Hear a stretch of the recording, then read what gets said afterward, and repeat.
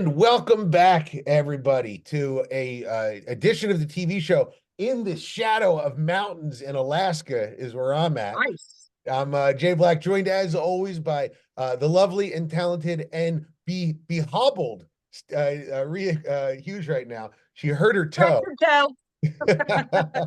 And Angelo Catati, no toes injured, but still pretty hobbled. How are you, Angelo? No, the only thing I could get is hemorrhoids because all I do is sit all day. But happily. You are a pain in the ass, Angelo. I can agree with that. Well, we have a lot to get to today. And I'm going to start with you, Angelo, on this one, because you have said to me, and I think, you hold pretty close to these truths, that you would never watch another Will Smith movie after what he did to Chris Rock at the Oscars in 2020. Was it 2022? Was it that long ago, or is it 23? It was 2 years ago. I'm sure of that. So I guess it was 22. 22. He's got a brand new movie coming out this weekend. Bad Boys. Is it Bad Boys? Four? It's the fourth one. Yes. They're coming back, him and Martin Lawrence. The last one that they did, the third movie, was the biggest hit of 2020, which is kind of like a shortened season, as we didn't have movies for a while there because of the pandemic. He desperately needs this to be a hit. More so, Hollywood desperately needs this to be a hit. It's the lowest grossing May since the pandemic, so they're very excited about this. Angela, I know you don't go see movies in the theater. Do you think anybody's going to go see Will Smith again in a big budget movie like this? First, before I address this, I would like to state that I realized when I looked at our docket for today that I may come across as somewhat negative, and I would like everybody to know that negativity will end when I give you a recommendation today. That is one of the best things I have seen in the 2 years of this podcast. Wow. And I will be giving it a rave like no other. I forced my wife to watch it after I did, and she had one word for it: awesome. Wow. This is a great movie. All right, now to get to Will Smith, I wouldn't see that at gunpoint. All right. I didn't see the first three before I hated him. All right. Will Smith is a jackass. All right. There comes a time where, as a human being, where you have to decide if you stand for anything. And if you're going to go watch Will Smith again, then you are advocating what he did to Chris Rock. That's the way I look at it. Now, I realize that's extreme, but that's who I am. And I will never watch him again. In fact, if I'm on some show and he pops on, I'll leave it. I will not watch him again, because the idea that he is going to rehabilitate himself from going onto a stage and committing a crime, assault against the guy merely doing his job. You don't have to love the jokes. You don't hit him because you don't like him. Jay, have you ever been assaulted when you were on stage? No, I one time had a guy leave the audience and get a gun. Whoa. Yeah. Oh, Jesus. Yeah. And you know what's weird? And I'll just say, quick side note. I was performing at this was early in my career. I was performing at a fire hall in like rural Maryland, like in real, bleep kicker country, you know what I mean? That sort of thing. Yeah. And there was a guy who was wearing a goofy shirt, and I was making fun of his shirt, doing what I do. It was a goofy shirt. What do you want from me? And he gets up and leaves, and he walks back in holding a shotgun. Now, he had it cracked open, so like it wasn't like he didn't have it like he was going to shoot me. And he just wanted to scare me. And I just don't think I'm ever going to get killed while on stage. So I just started making fun of him for getting the gun, and I didn't wind up not getting shot. That's the closest I ever came to being murdered at a show. Was in Maryland.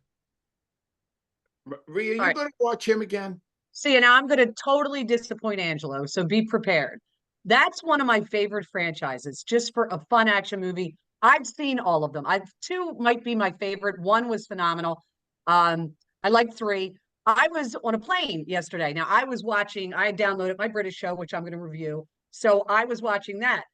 The gentleman next to me was watching Bad Boys 4, and I kept going, It kind of looks fun. I kept like literally side eyeing, going, Right. I listen. What he did, he's a jackass.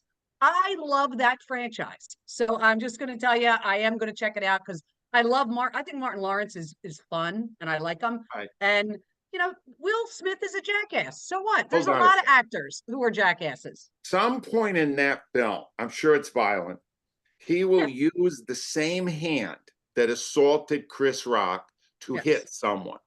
You will be able to detach the reality of that from the script. That's what you're saying. Angelo, do you have the backgrounds of every single actor that you watch a show of? Yes. I mean, Sarah, do you have a resume going, Right. this guy's a jackass? There's tons of jackasses all over the place.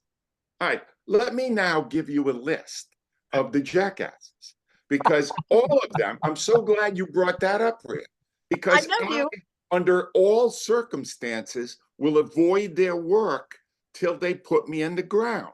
All right. Here is my list of people who will never come back to life as far as I'm concerned. Michael Richards, Mel Gibson, Bill Cosby, Matt Lauer, Kevin Spacey. That's just a never. I loved the Kevin Spacey show where he was, what was it? It was on House of Cards. House of Cards. I loved it.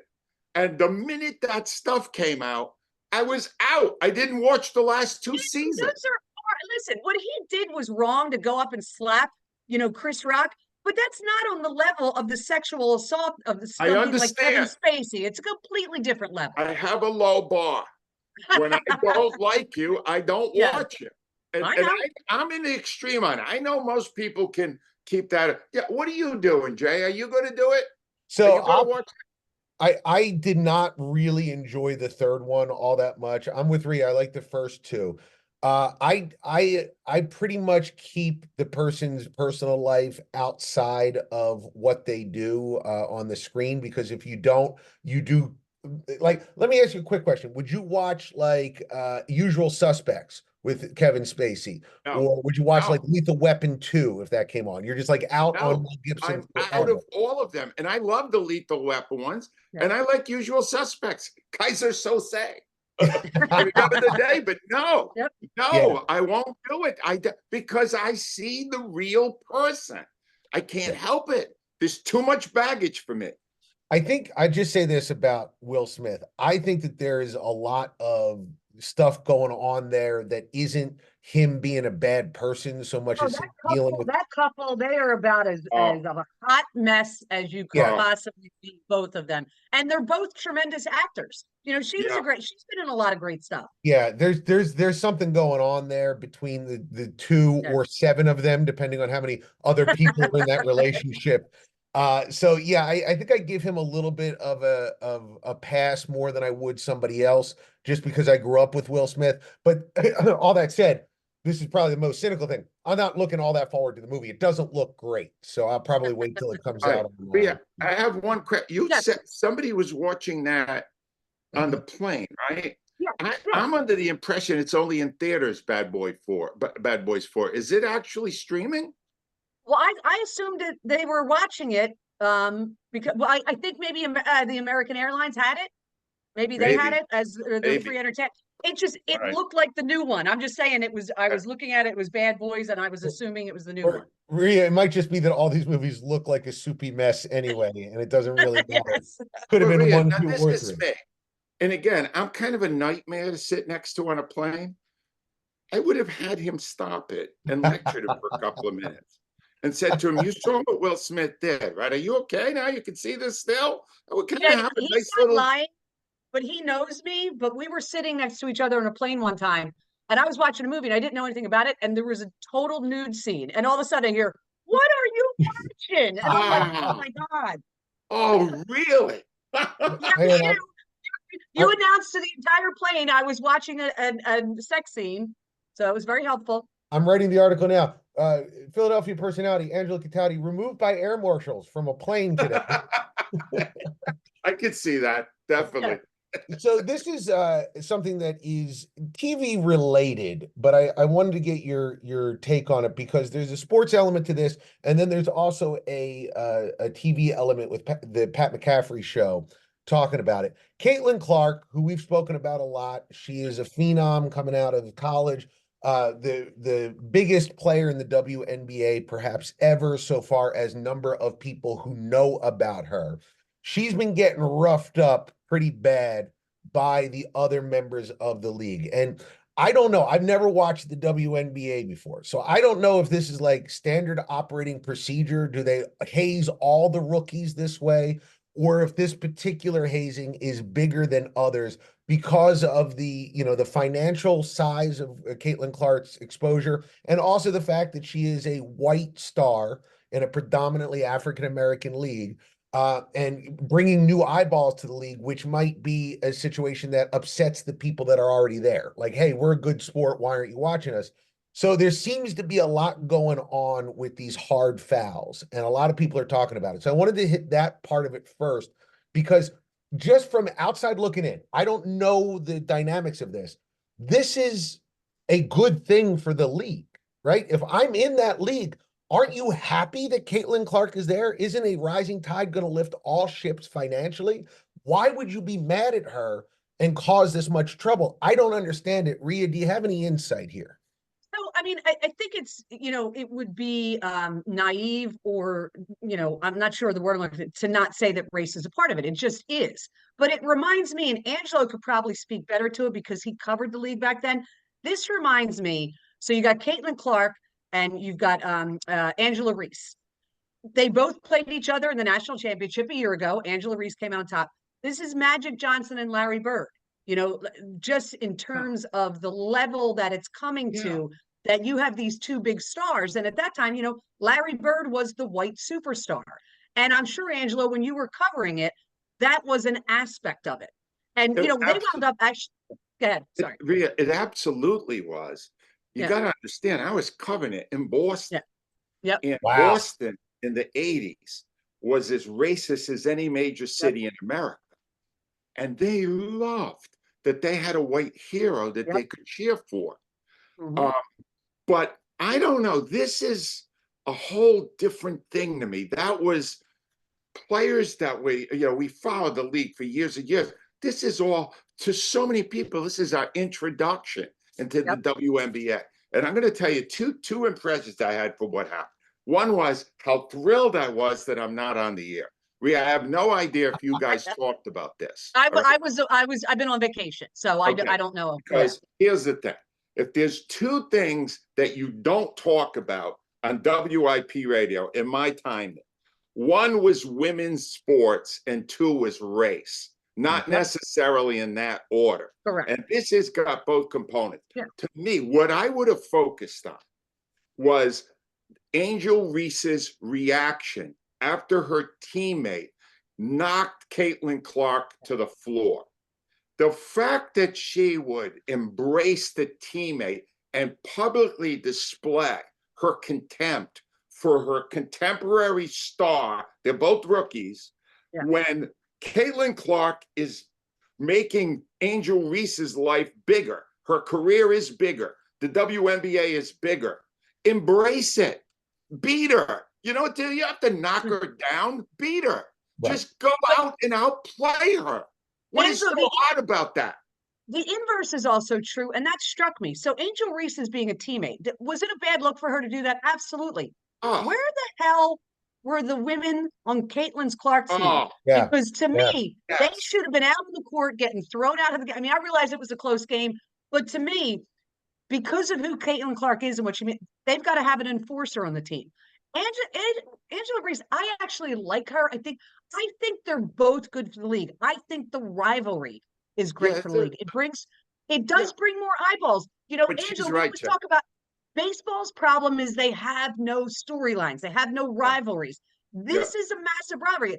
But you can't get her hurt on a cheap shot like she got the other day, because then the eyeballs will be gone.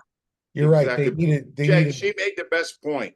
Where were her teammates? So if her teammates are there, is it so racial that the black players on her team refuse to defend her? Is it that bad? See, that's the issue.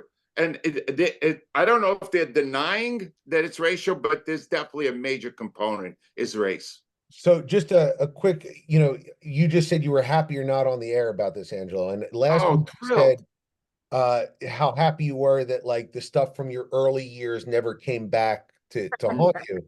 And I was reminded of, if you guys remember a guy named Don Imus, who was a Oh, Oh yeah. yeah. star Oh, on yeah. radio, lost his career over women's basketball. Oh yeah, Yeah. the Rutgers women's basketball team, Vivian Stringer. I remember it very well. I I remember the remember word what he he used. said. I Yeah. remember what he said. I remember what he said, and I think he deserved to lose his career. And I Yeah. think he's one of the greats of all time in radio. Yep. Yeah. Can't And say that.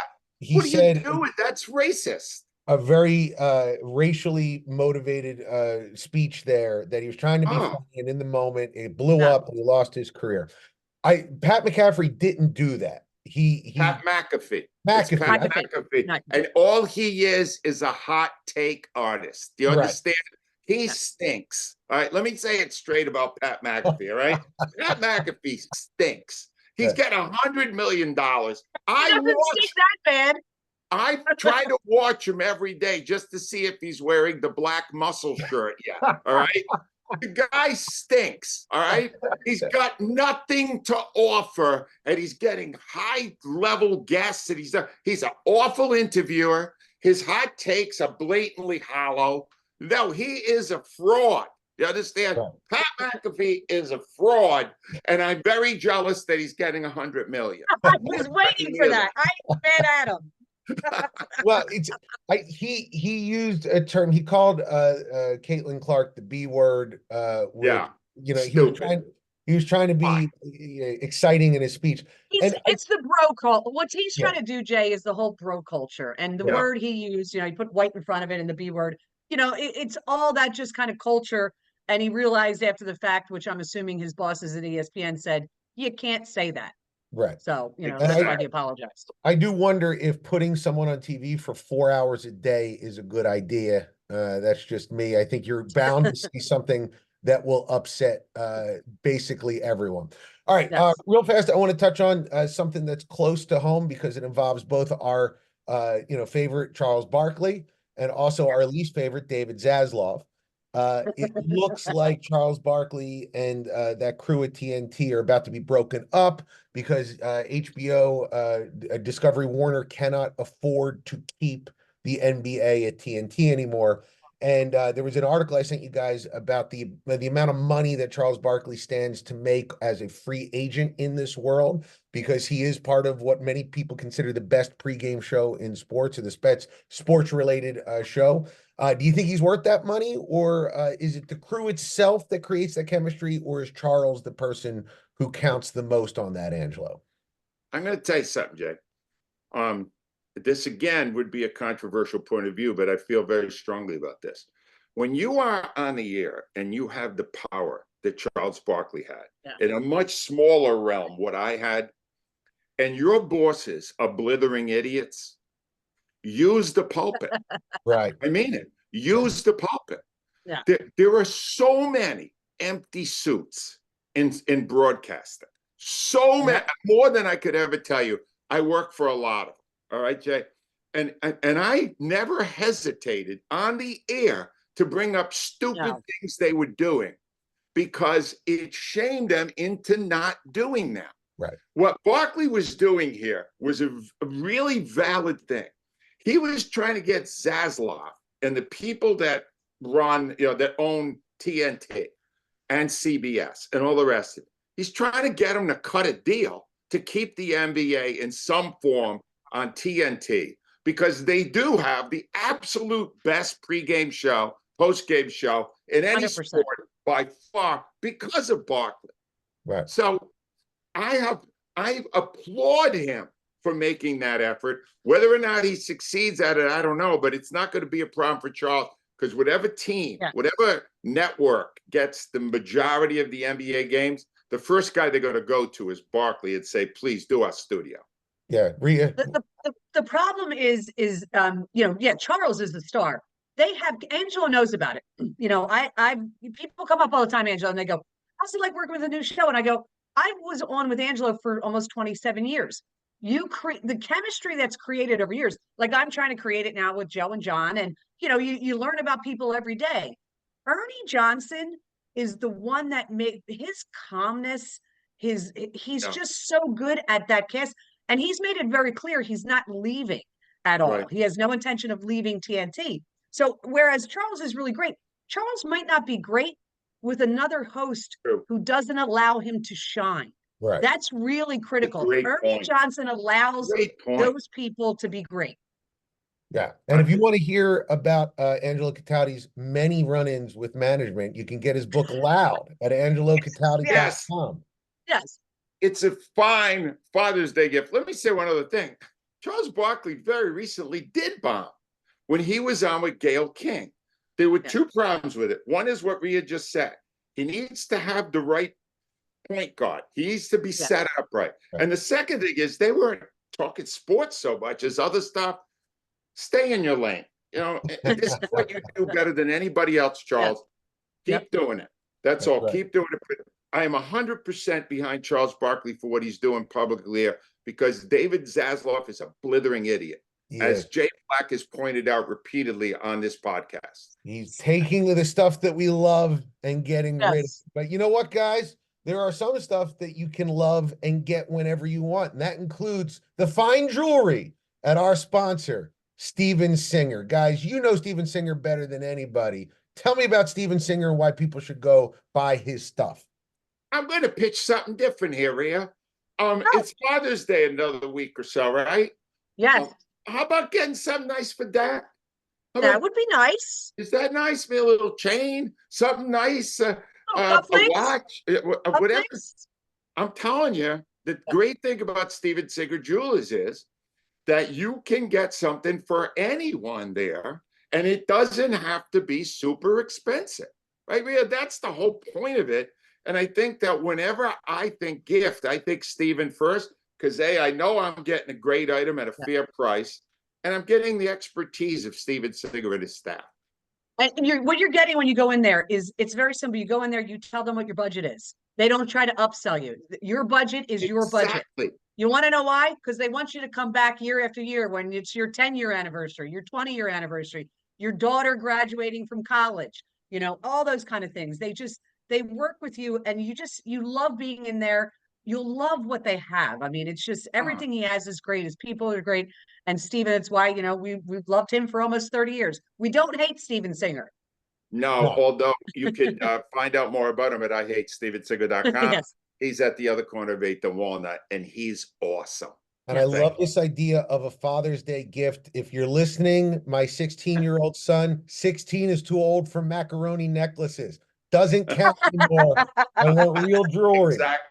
Go to Steven Singer. Thanks to Steven Singer for sponsoring the show. And now let's go to the part everyone always waits for, the British segment with Rhea Hughes. What do you got for us this week, Rhea? I would also like to announce that Wednesday evening, I am flying. My son and I are flying to London.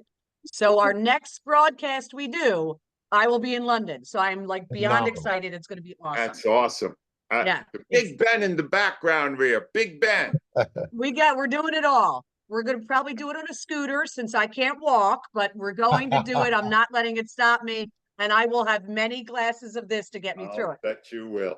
All right. So the show I'm going to do, Angelo, I think you've watched, because I think you and I years ago talked about it, because it's an older show, but I had never watched it. It's The Fall with Gillian Anderson and Jamie Dornan.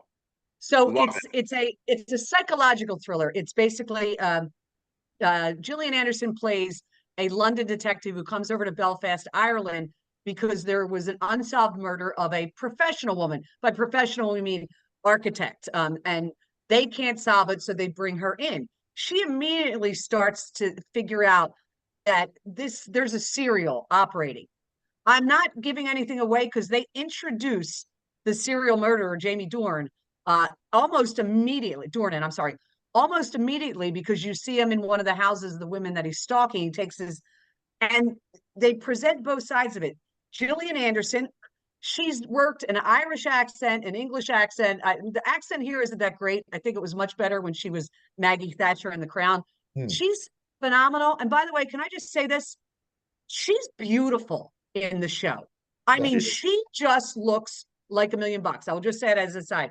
Jamie Dornan is a married father of two with 2 young kids. So you see this guy who's married with a wife who's a neonatal care nurse, and he's taking care of his kids.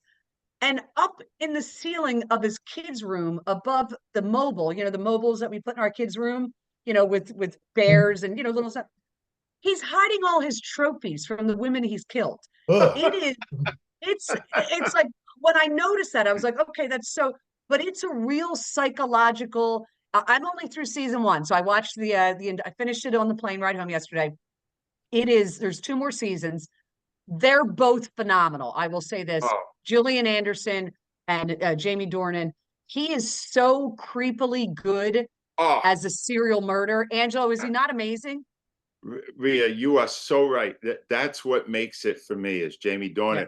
And he was in, people most know him from 50 Shades of Grey. Sure. It's a tacky, stupid show, really. Yeah. But he is so spooky and scary because he's kind of normal, but then he's not. No. To me, Gillian Anderson's always great. I love her. Yeah. But he is what makes this a great watch. Great selection. And it's on Prime, plus 90s in both audience categories, critics and audience. I can't wait to watch the next 2 seasons, and I'm going to watch it on the plane. Phenomenal. Good choice. You'll love it. Great ending. Great ending. Okay. Do we have anything from Clark this week for a teen segment? We do. And actually, it's just funny. So I took him, he wanted to go see the Garfield movie with his buddy Junie, and at the AMC Theater in the Fashion District in Philadelphia, which is down near Reading Terminal. Great. Unbelievable seats. They bring the food to your thing. The problem is after 2 p.m., kids under the age of 18 are not allowed in by themselves. So mom has to take them. So it was like, for a city mom, like I don't have to drive my kid to the movie theater all the time because he just hops on the subway. But I had to actually do the thing where I took him in. Then, of course, I had to buy them everything. But they went to see the Garfield movie. I was a huge Garfield fan growing up. Here's the crazy. He loved it. So he and his buddy are both 14. They loved it. So 80% audience, which I'm assuming are kids. Kids under the age of 15. Critics, 36%. They hate it. I'm going, well, yeah, if you're an adult reviewing this, it's because it is an animated movie, but it's Garfield. You see him as Clark said to me, as John finds him as a little kitten and discovers his love of lasagna. Yeah. But what happens is the backstory is how he was abandoned by his father. This is Garfield the cat as a kitten. And then he has to save his dad. So it's a whole kind of thing they created. I've seen the trailer. Clark and Junie absolutely loved it. They thought it was fun. And I thought the trailer was hysterical. So, they liked it. I'd like to review that theater too. One of the best theaters in the area. Love that place. You want to go see a movie? You can order food ahead of time and they deliver it to your seat, which is a plush recliner, single plush recliner. You will love it. Really nice. Really good. Angelo, what do you got? I'm very excited. You got a big movie that you think was fantastic. I want to hear about this. Let me try to tell you how dedicated I am to this podcast and really just wasted tons of time watching TV. So I said, every week after this podcast, I start looking for the next one. And I looked for 5 days and I saw a bunch of garbage. All right. There's a new show right now on Netflix, Eric, starring Benedict Cumberbatch as a mean-spirited puppeteer. It's awful. It's awful. Okay. Right? I watched a documentary on Movie Pass. It was boring. I did see a documentary on Ashley Madison, which Jay is going to. There's a documentary on that right now, which Jay will review very shortly. And then I hit the mother load yesterday. I was running out of time. And I couldn't believe it when I was just going on demand, looking, I'm ready to spend money. And a movie comes up and the face is Michael Keaton. Oh, Michael Keaton. I've never seen him in anything I didn't think he was great in. Yeah. Michael Keaton stars in it and directs it. Oh, wow. And it's absolutely fantastic. It's called Knox Goes Away. All right. And it's a story of a hitman, a brilliant hitman. He's got degrees in literature. He's brilliant, but he he never got caught. He did end up serving time for tax evasion, separate issue, never got caught killing people. And he goes to the doctor. The doctor says, you have an advanced form of Alzheimer's. You're going to lose it in a few weeks. and he's got one last thing he's got to get done. He's got to do one more, and it involves his son. I don't want to get any more. James Marsden is his son in it. Phenomenal, absolutely great in this. You're not going to believe how great James Marsden is in this. And in a cameo role, he plays 3 scenes. Al Pacino. Wow. Al Pacino is in it. And in a very brief scene, he dances like he did in Scent of a Woman. Oh, my God. That's crazy. Guys, all I could tell you is it was in theaters, I guess. I never saw it. I would have gone. It made $250,000. That's all it made. What? It did nothing. It got no publicity. Never heard of it. Anything. Michael Keaton. Did you see anything, Jay? Michael Keaton and the late night shows or anything? No, I didn't see it. Did you look it up on Rotten Tomatoes, Ange? I'm going to look it up real quick and see what it got as a rating. Knox Goes Away. Knox Goes Away. The critics really, I think the critics loved it. It got a good but not great audience review. It's if you think it's Ange, the audience 83% loved it. The critics 62, which is not terrible. Right. You know what the criticism is? They said it was slow. If you think that movie is slow, you're slow. Because it's cerebral, it's intricate. It's what I was screaming about, Jay, when we talked about The Sting a few weeks ago. This is brilliantly plotted, perfectly executed. The last scene stays with you. It's great. I can't give it a higher recommendation. Jay, you gotta watch it. I know it's $6, $5.95. I got it on Amazon Prime. It's available on demand. Knox Goes Away. Wow, what a movie. I'm in. I'm like with you. Michael Keaton always hits it out. I love Michael Keaton. That's great. Oh, I have a fun fact. Yeah. Michael Keaton only directed one other movie in his whole career. Do you know what he played in that movie? A hitman. He played a hitman in the only 2 movies he ever directed. It's a fun fact. It's the movie. Oh, it's great. I can't tell you how great it is. Now, what was the movie? The other one that he was hitman in? What was it? I can't. I'll look it up while Jay's talking about Ashley Madison. I'm going to do a quick impression of Michael Keaton's therapist. Why do you think that is, Michael? So yeah, I saw the Ashley Madison documentary like Angelo did. And I just want to say to Netflix, there is a disturbing trend with these 3-part documentaries and 4 parts and 5-part documentaries that you put out, where I believe you are stretching a story that does not have 3 hours worth of material into a 3-hour documentary. It is okay to make it 3 half hours or how about this, 1 90-minute movie, because there is a compelling story here about all these idiots that signed up for a dating site for married people. It was for people that wanted to have affairs. Yeah. And they concentrate on a couple of different stories, one of which is the founder and CEO who turns out to be, believe it or not, a scumbag, Rhea. I don't know if you can I'm shocked by this. Possibly fathom that. There's also the story of a couple of YouTube influencers who, the husband used it and sort of went down that negative path. But they skipped out, I thought, on the most compelling part of all of this, which is of the 30 million users, it's less than 50,000 were women. It was 29,900,000 dudes talking to robots, talking to chatbots, because women don't need to use a dating site for this. They can just, if they want to do it, they can just do it. And they missed out on that whole part of it. It was like one little segment in the 3rd episode. I want to talk to all those guys that threw their lives away because they were talking to robots. Like, that's just insane. That's so sad. It's so sad. Hey, that's a valid criticism, but you're not giving it enough credit. They found a couple where the guy was like a big YouTube superstar.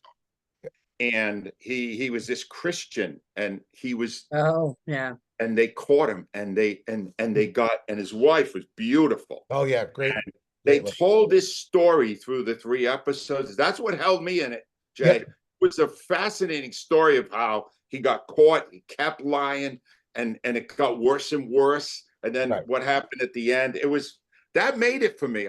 Yeah, it was too long at 3 hours. I agree with that. But that story, the one story about the guy that got caught, was a great story. Right. And there was another, they were interviewing a woman whose husband committed suicide. Oh, When yeah, he found out. that Yeah, was bad. Oh, that was yeah. that was But tough it's as worth well. it. I think it's worth it. Yeah, it's worth your time. I wouldn't run out and see it, but if you're looking for something to do, it's worth it, and you will be compelled by it. I just need Netflix. 90 minutes is super great number, Netflix. You don't have to do 180 minutes.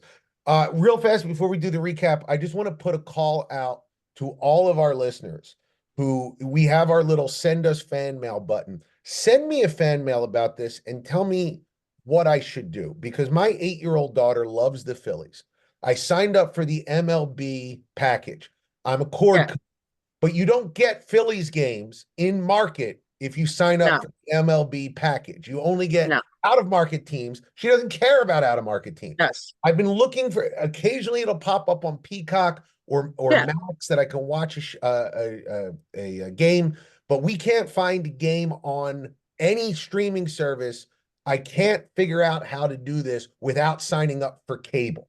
I don't want to sign up for cable, but I will because my daughter loves the Phillies and all she wants to do every night is watch the Phillies. If you Well, Jay, I'll tell you what I do. What do you do? There is a trick. What I do is, because I'm only streaming. But I have Xfinity Wi-Fi. So I'm able to get it. So that's just, but there are other ways. I think YouTube has it, like, our listeners will know there's a couple of different streamers that do actually carry it. I kept the Xfinity strictly to be able to watch Phillies games.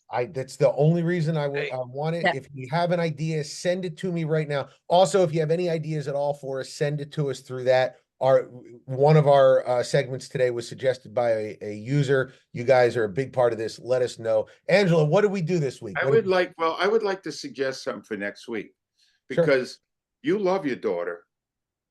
Reattach the cord and get cable. All right. And here's the thing. This is the problem. I want to talk about this. Cord cutters like you are so damn proud. My son's one of them. So damn proud that you beat the system. Yeah. And every time there's a Phillies game you can't see, you didn't beat the system. No, the system beat me. You gotta come to terms with the fact that there are some things you have to have, even if you don't want to have. And I want to argue with you about the cord cutters like you, these people who put themselves on a higher plane, when in reality, the fact of the matter is they still need cable.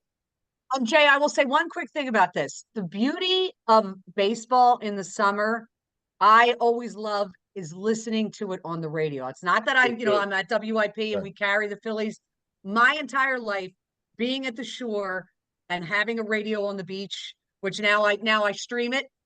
The beauty of listening to baseball on the radio, and your daughter is blessed with the absolute best play-by-play guy on radio since Harry Callis in Scott Fransky. She will not be disappointed. I'll see if I can get her attached to that, because otherwise I'm going to pay me $70 a month to get cable back. Killing me. And Scott is one of the all-timers, and my condolences to Scott for the loss of his dad, Scott's one of the nicest people you'll ever meet too. Here's what we have talked about this week. In theaters now, if you don't have a soul, you could see Will Smith in Bad Boys 4. If you would like to watch all the antics going on with Caitlin Clark and Angel Reese, go to WNBA. They're available on ESPN, and I'm sure other places as well. Charles Barkley is still being seen right now on TNT. You could watch the best pregame show on any sport ever.